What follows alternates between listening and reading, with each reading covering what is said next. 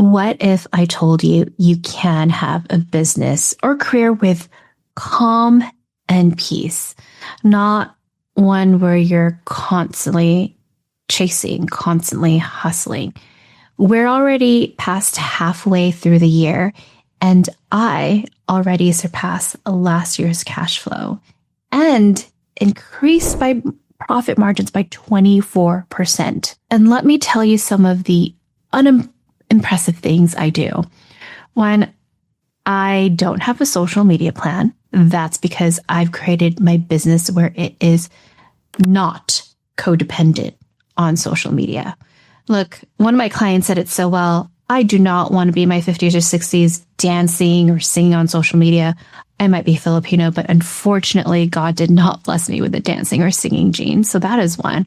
Two, as my podcast editor is currently editing this podcast, I have unfortunately not committed to my every other week podcast episode. I usually do 2 podcast episodes a month because there's been times where I had a lot of speaking gigs and I was just really tired and exhausted. So, there was 1 month where I had 1 podcast episode, another where I had 3 months. It was back in March when it was Women's History Month that had so much speaking engagements. Sorry, Pete, I know he's editing this right now. So that has not been consistent. And then third, I only work with 15 individual clients and 5 organizations. That's it. Made my business really simple.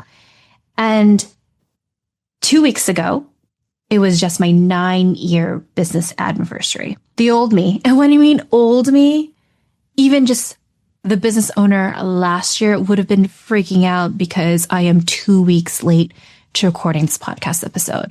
But if you know anything about Filipinos, we are often late. So this is me meeting my stereotype.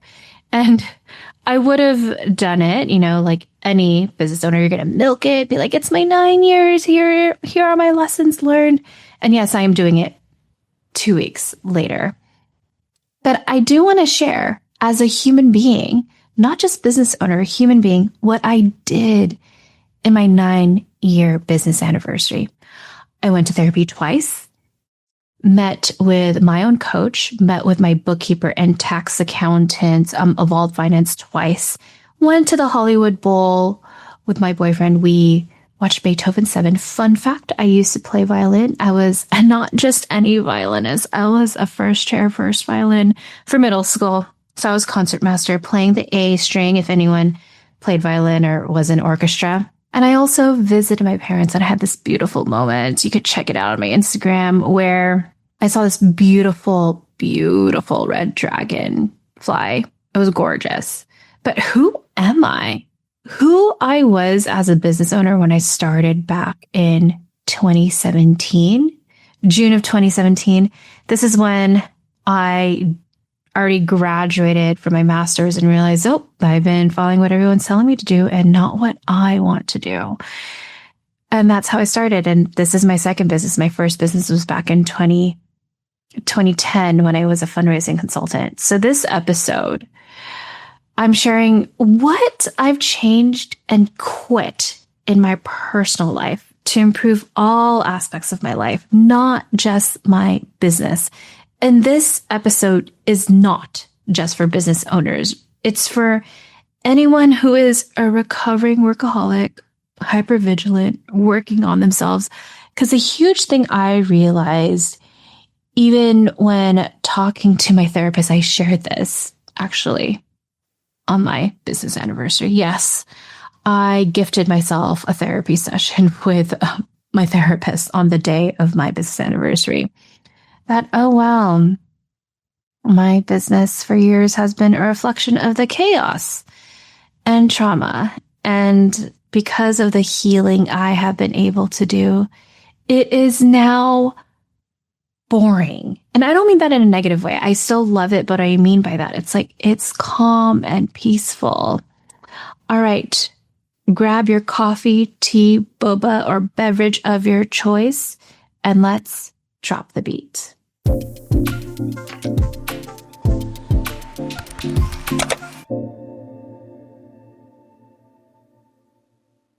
A few weeks ago, I met with a few former clients of mine. One of my former clients, Uchechi Kalu, who is a certified financial planner. Definitely check her out. I'll put her website into the show notes. We talked about the beauty in the inefficiencies versus efficiencies. We live in a world where we pay more for efficiencies.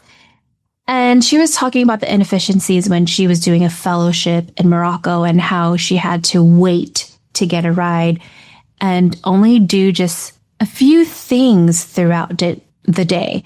So she had to be completely present, which is the beauty of it.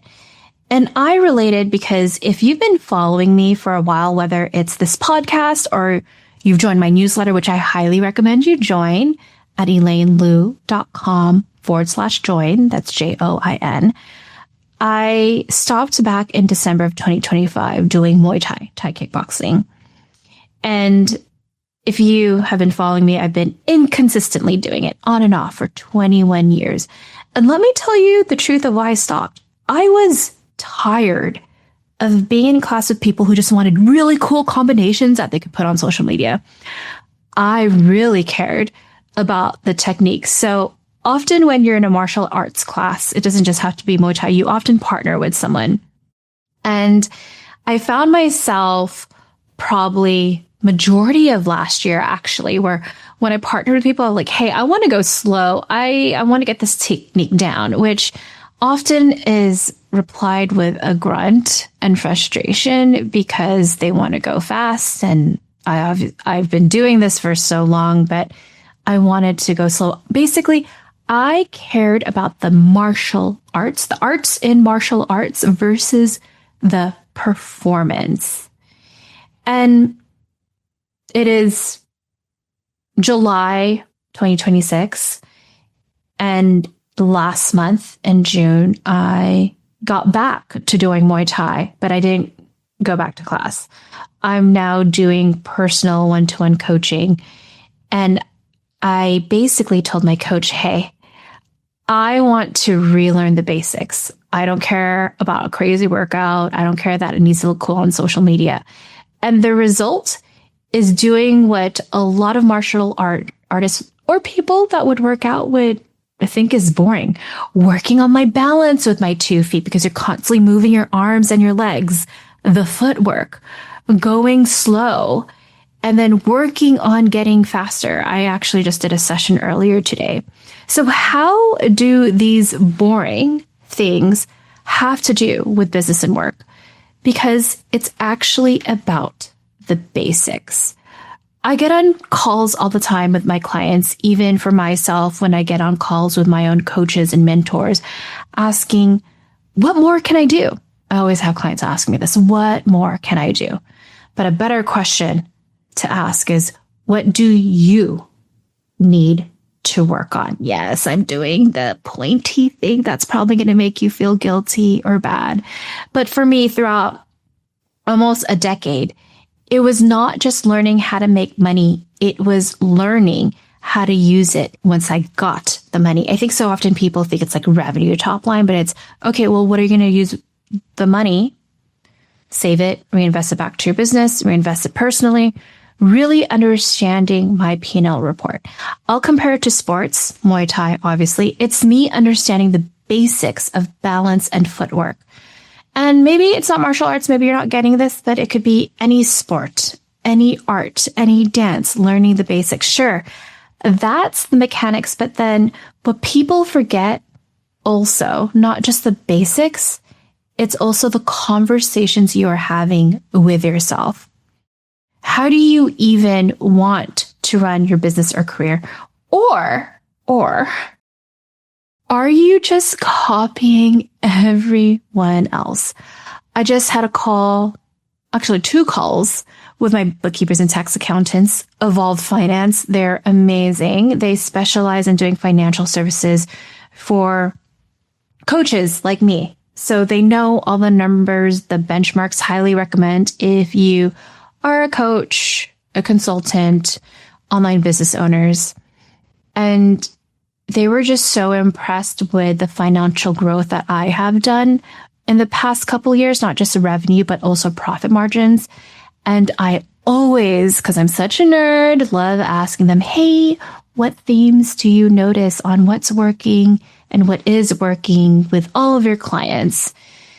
And if they share the trend, and I should probably have them back on my podcast, let me know if I should.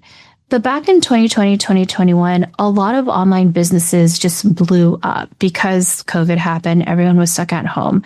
And then 2023 was when things stabilized. Things were not going so well. And what happened for a lot of people that started their businesses back in I started back in 2017, but I will say I'm guilty of this. We wanted to copy and paste from others what they were doing. Like, okay, well, if this is the template they do, that's what we have to do. Because here's what society and school taught us, to basically follow the career ladder. And if you're a millennial like me, you have now learned, whether you are in your 30s or your 40s, what career ladder, because I did everything and I am still not happy. I used to work in political campaigns, and after a special election where I was helping a congressional candidate, I remember my former boss, campaign manager, asked me, so what do you want to do next, Elaine? And he was very helpful, such a wonderful, not just boss and mentor, but friend. And it was in my early 20s. And I realized I did not know how to answer that question. I just did what people told me I was good at. It's why I started my first business, my fundraising business, because people told me I was great as a fundraiser. That business happened by accident, by the way. Then I got hired by a client to work as a full-time employee at Pasadena City College Foundation. And I had an amazing boss who is now still a mentor. I just had brunch with her, so you could say that's what I also did for my 9-year business anniversary, Bobby. And she was the one that recommended me to go to grad school because she could see me become an executive director for a nonprofit or foundation. So the moment I graduated, I was like, ooh, this is not it. What do I want? So you are listening to this. What do you want? And I told myself, or sorry, I should rephrase it. I finally heard and listened to myself. I want to start my own coaching business. Because see, I benefited so much in coaching in my 20s, being a young director. I was the youngest, and I hired a coach because I just was trying to navigate being young, managing and leading people. Yet, when I started this coaching business, I repeated what I did in my career. I wanted a specific model, copy and paste. People tell me what to do. It didn't make sense. I was also, I feel like, I am kind of going around in conversations, but you know what? I think it's important for you to know that this was written by human and not AI. Yes, this is written by Elaine, not AI. So I've been doing this training called Internal Family Systems. Or you could look up IFS if you want to Google or AI it, as I'm talking about AI. And I had a session with my mentor coach this past week, and she talked about how there's 2 ways to train a dog. 1 is obedience, and 2 is behavioral. And in this world, society and school, we were taught to be obedient, to follow the rules, and you will be successful. Yet as we grow up as adults, as we see everyone having a midlife identity crisis, we realize we want to be like kids again. And what I mean by that is, how do we honor ourselves and really ask ourselves, what do we want? And it worked for a bit to finally get to the deeper, real question and ask myself, what do I want? How do I want to run this business? And for me, I learned now that, hey, what I have right now, this might change. Yes, I work with clients one-to-one. I have 15 individual clients, 5 organizational clients all at one time. So just want to let you know that it took me a while to get here. back in 2023, I started making big changes. I made hard decisions to let team members go. I knew that I wanted to be a better coach. Shout out to former clients who gave me great feedback. So I became a certified coach at the International Coaching Federation. It is highly respected and regarded. There's a lot of certifications for coaches. I'm putting air quotes, but I wanted one where it was actually respected and qualified and reliable. That is another tangent because a lot of coaches be making like a lot of money from certifications, but then like, is it really good? Is it? Tangent, save for another podcast episode. And also, I wanted to showcase more of my talking and speaking engagements. I wanted to do more of that. So I would say when I want to transition being a keynote speaker, this is back in 2023, a company asked for a speaking reel. And I was like, sure, I will give that to you. Give me a couple of weeks. I did not have a speaking reel, by the way. I basically pulled up past events that I did. Well, actually, I worked with one of shout out to Drell of Fiend Media. He is my brother from another mother. I've known him since I was in 6th grade. He basically put the speaking reel together for me of different clips. And in the past 2 years, I would say I've had the biggest keynotes, one with Amazon, one with big retail companies. And I had those speaking engagements recorded. In fact, I am currently in the process of updating my speaking reel, and I cannot wait to share it with you all.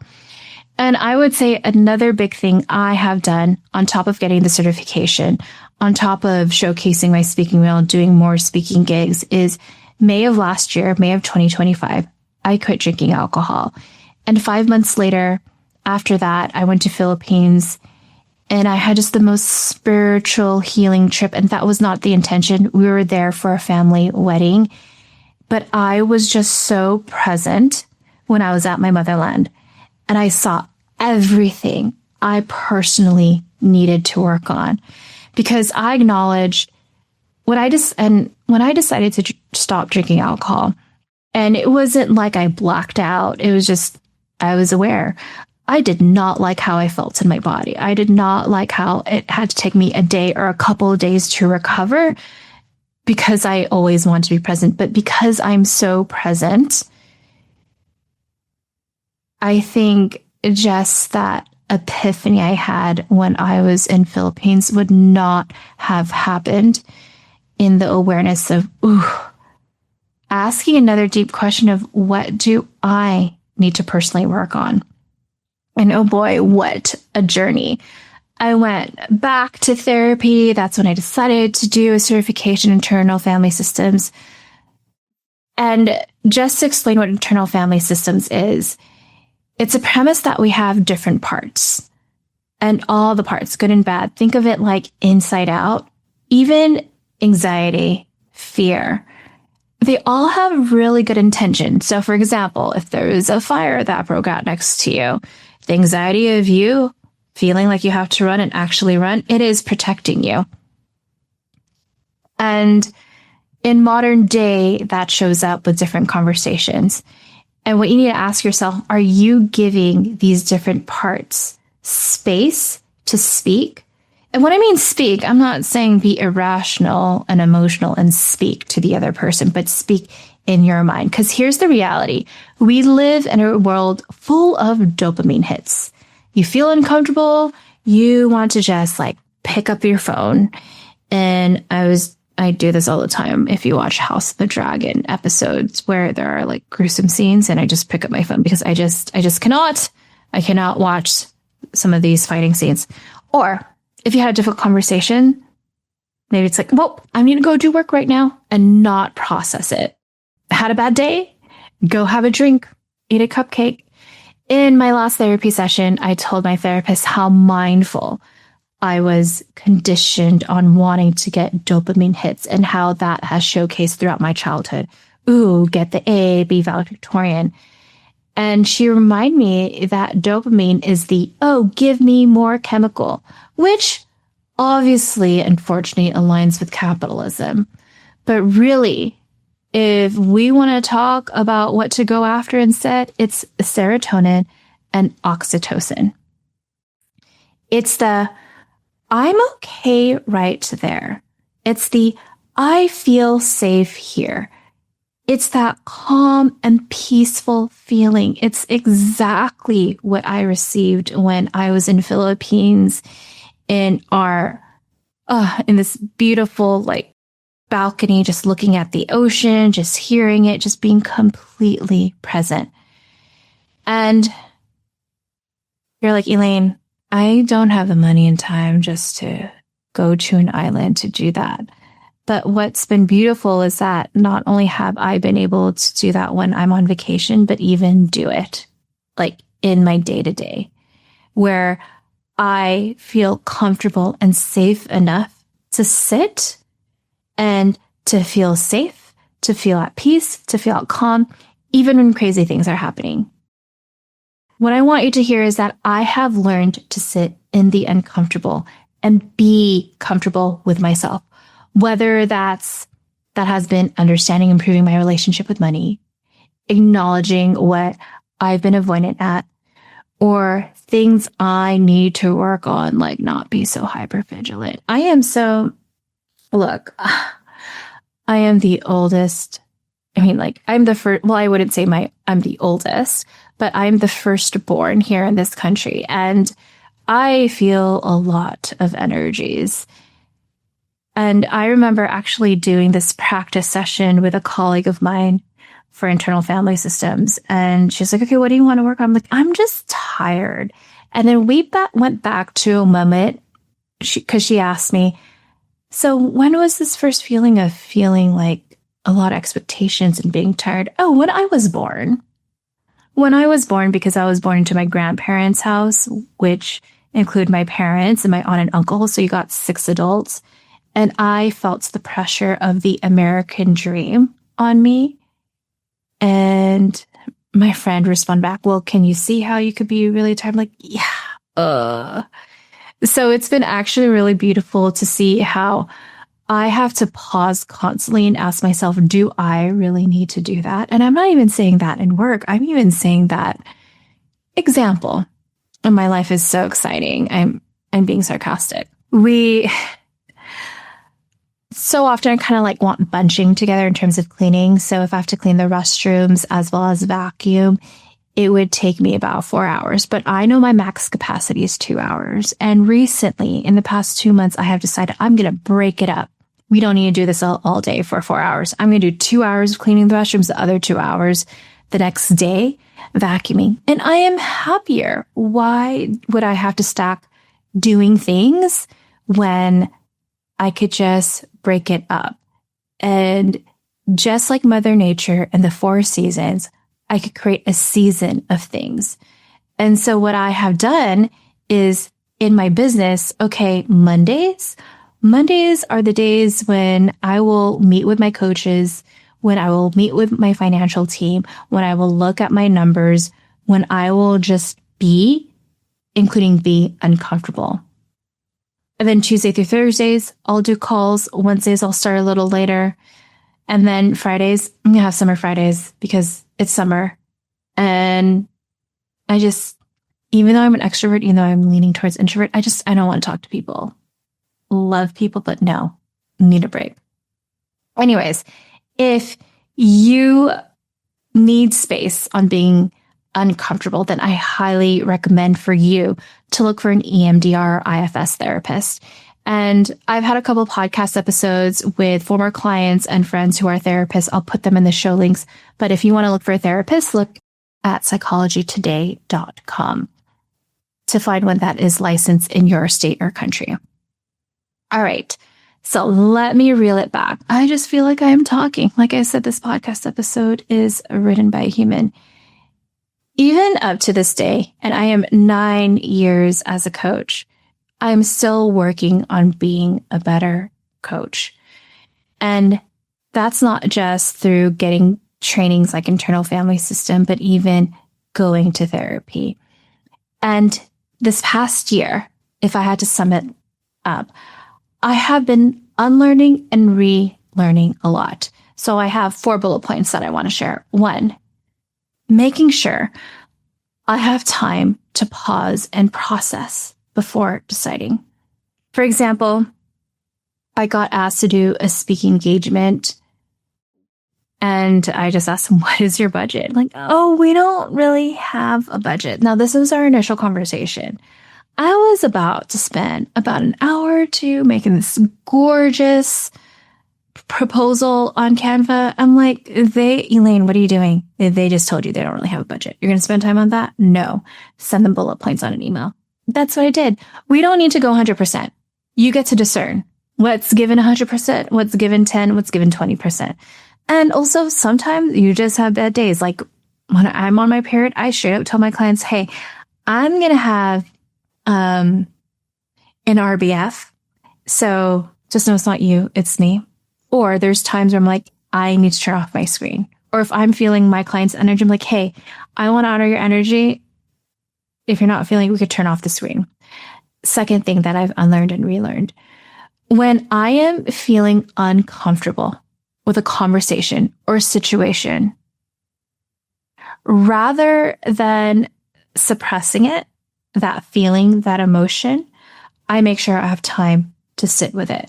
So in the moment when I'm having a conversation with someone that might be difficult, hey, I really want to honor your time and mine. I need time alone just to process it. And let me get back to you tomorrow. And, I ask myself what I need. And usually what happens, what I need, and I'll give a little neuroscience, is you just need to self-regulate and you need to breathe. Because the reality is whatever that difficult conversation, unfortunately, our amygdala, which is our lizard brain, it's like the smoke detector that does protect you, will bring you back to when you're a child that's going to say, hey, this is danger. But for you to think logically and strategically, you need to get to your prefrontal cortex. And to do that is to breathe. Another exercise, just learned this from my therapist, highly recommend and suggest you do this with a therapist. It's called this ACT river technique. So what you don't want to do when you're having a difficult conversation or there's a situation that just happened is put a story or meaning behind the emotion or moment or memory.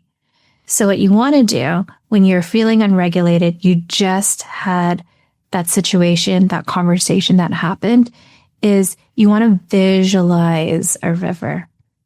And then wherever you're feeling, acknowledge where are you feeling in your body. Is it your throat? Is it your head? Is it your chest? Is it your stomach, solar plexus?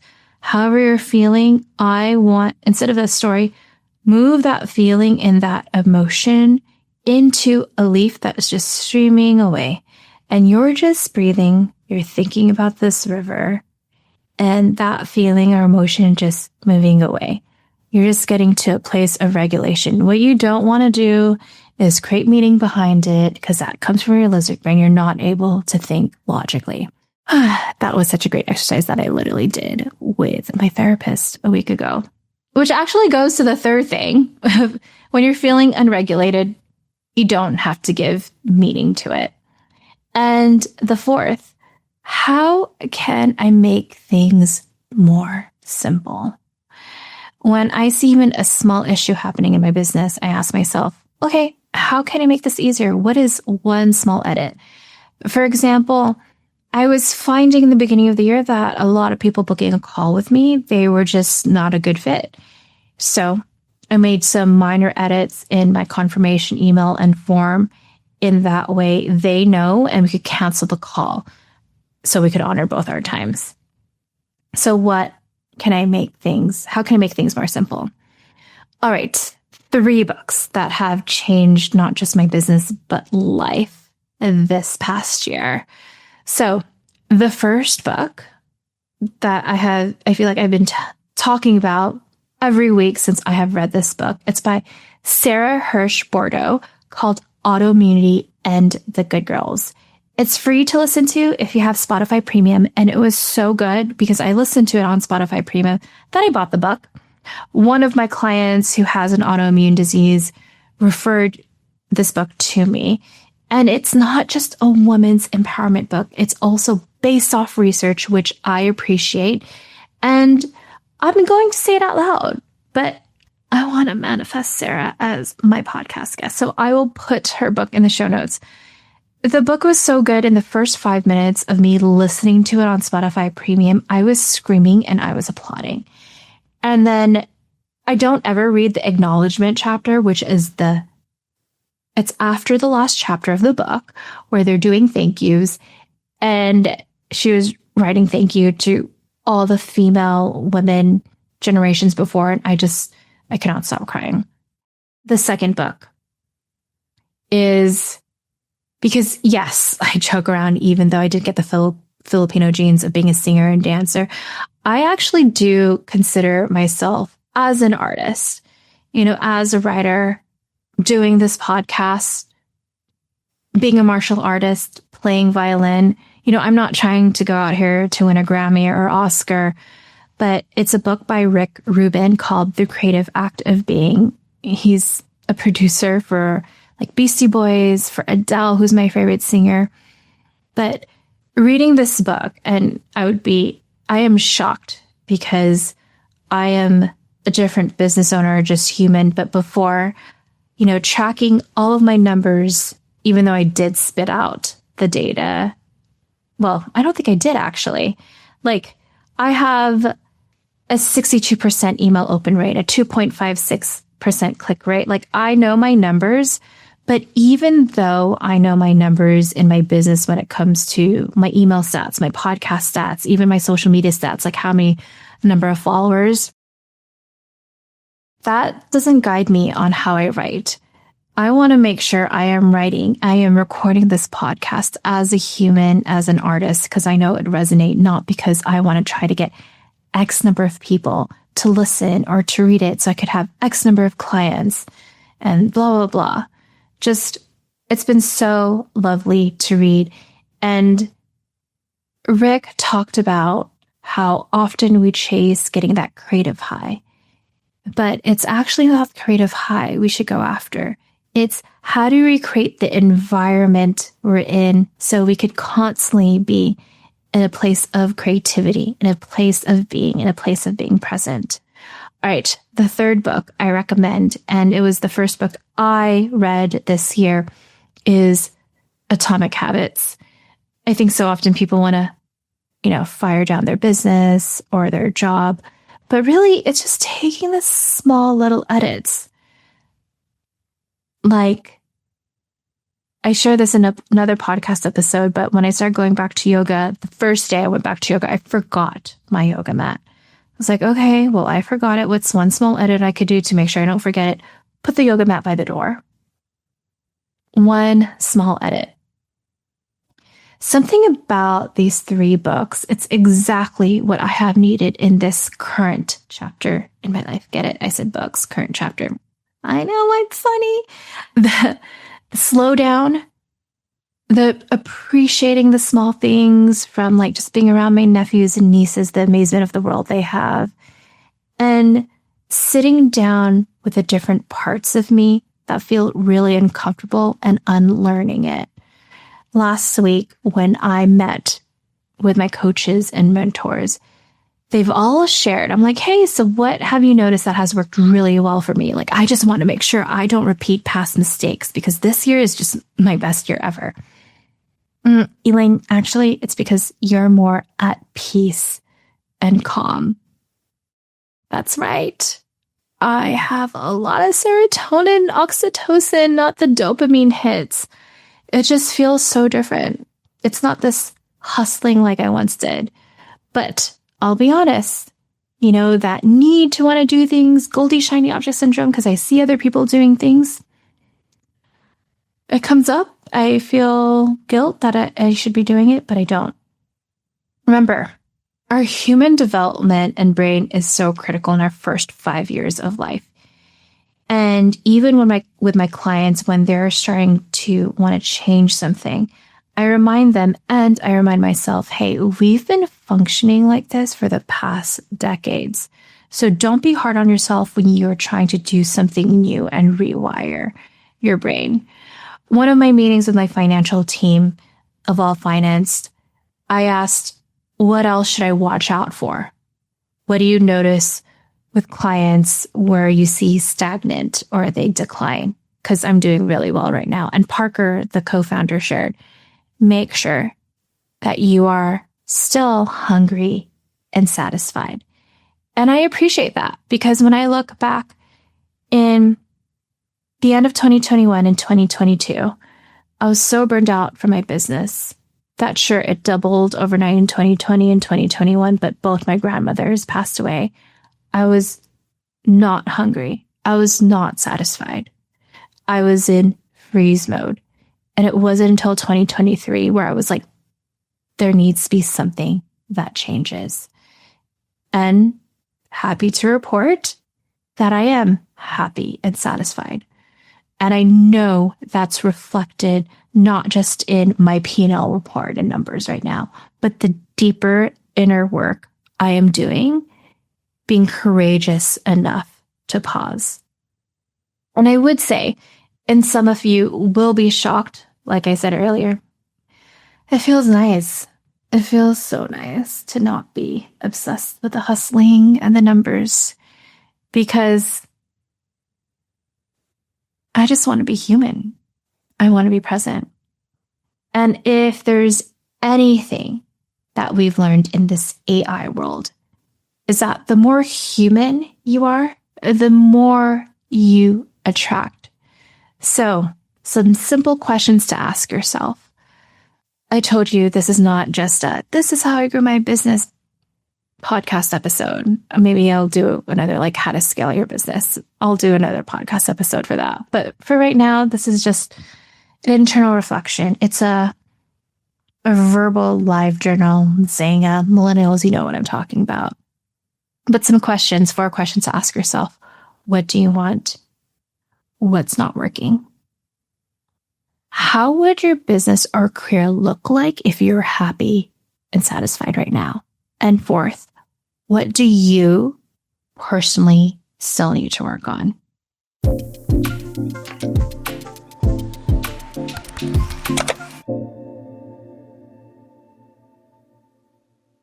If you enjoyed my vulnerability and reflections on this episode, 2 things. 1, share this with a friend or 2. Send them a message on why they would benefit. 2, leave a rating or review, because my team and I created this podcast episode as an accessible resource. So if you leave a rating and review, it will let other people find this podcast. And if you are wanting to work with me because of how real I am, the 300 plus client reviews that you could check on YouTube, LinkedIn, and my website, then schedule a call with me at elainelu.com/call. That's ELAINELLU.com/call. And also want to quickly announce, I will be increasing my pricing on September 1, 2026. So if you want to work with me with my current pricing, then schedule a call with me. And just want to say thank you. Thank you to my clients, my former clients, my mentors, my ancestors. I'm so blessed and excited to celebrate 9 years. For the growth and the learning, I know there will be more, and I can't wait for 10 to come up.